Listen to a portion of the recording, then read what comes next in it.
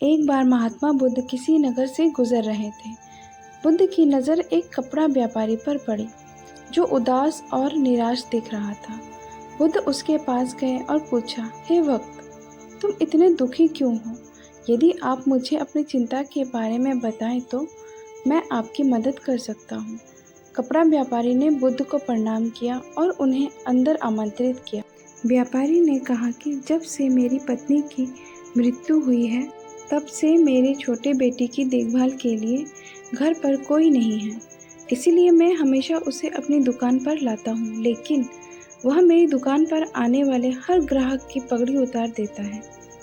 मैंने डांटा और बहुत समझाने की कोशिश की, लेकिन वह नहीं समझा।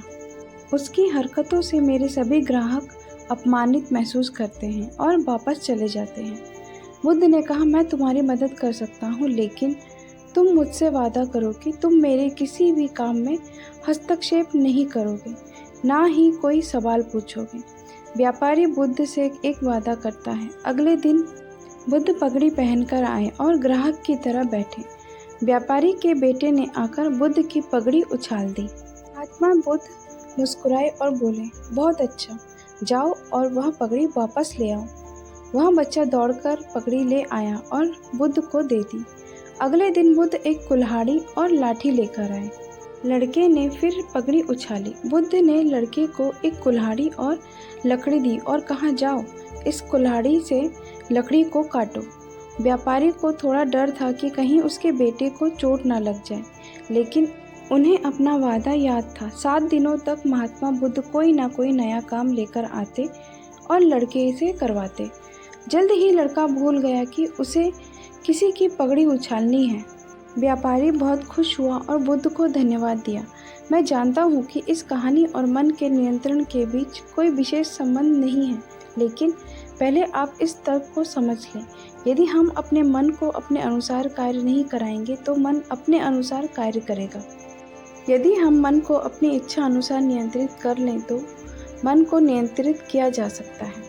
मन 2 तरह से काम कर सकता है। पहला, मन अपनी इच्छा अनुसार काम कर सकता है, या दूसरा, हम मन से अपनी इच्छा अनुसार काम करा सकते हैं।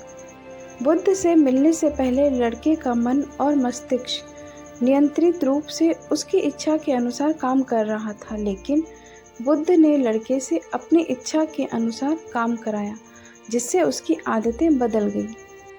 हम सब मन को बस में करने के लिए क्या कर सकते हैं? अगर आप इस कहानी के पीछे के तर्क को समझ लें तो आपका दिमाग काबू में हो सकता है। जब मैंने पहली बार यह कहानी पढ़ी तो मुझे इसका तर्क समझ में नहीं आया, लेकिन इसकी भावना प्रेरणादायक है।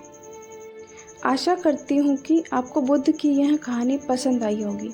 ऐसी ही मोटिवेशनल स्टोरी के लिए हमारे चैनल को लाइक करें, शेयर करें एंड सब्सक्राइब करें। धन्यवाद।